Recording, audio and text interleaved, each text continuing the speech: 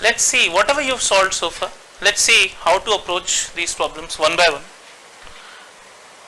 Once again, because it is data sufficiency, we'll have to consider each statement independently. If I look at only 15 cents and 29 cents stamps and 15 cents, how many did she buy?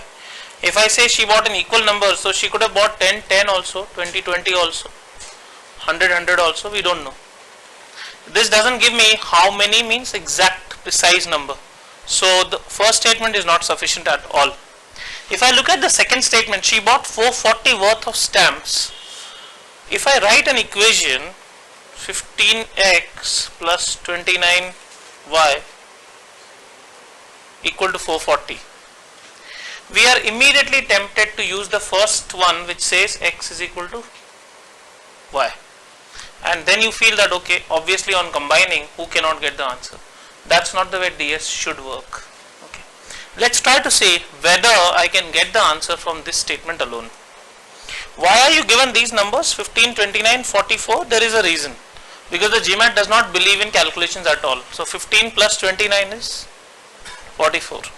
So because 15 plus 29 is 44, we know one thing is for sure, 10 and 10 is a sure short solution, right?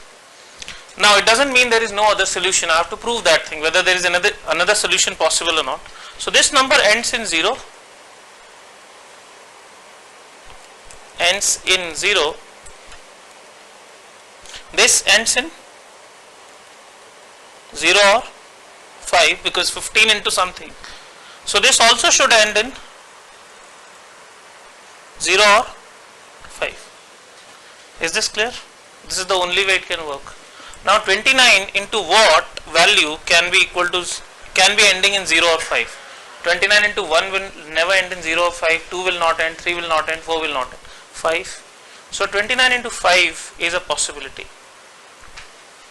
If I use 29 into 5, which is equal to 145, this 145 will be subtracted from 440. Whatever remains is 295, and that will be divided by 15, which will give me integer or no integer. Just check.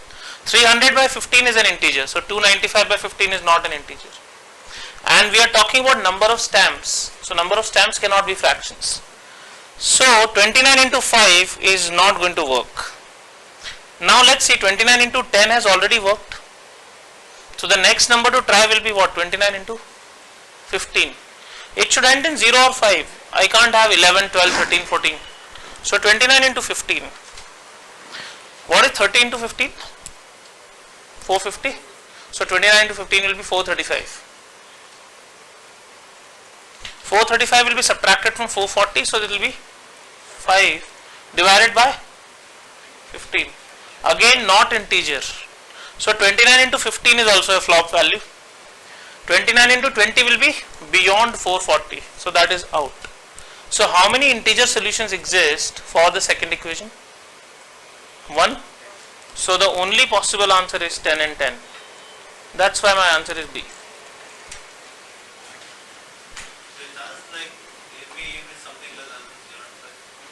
Yeah, they may.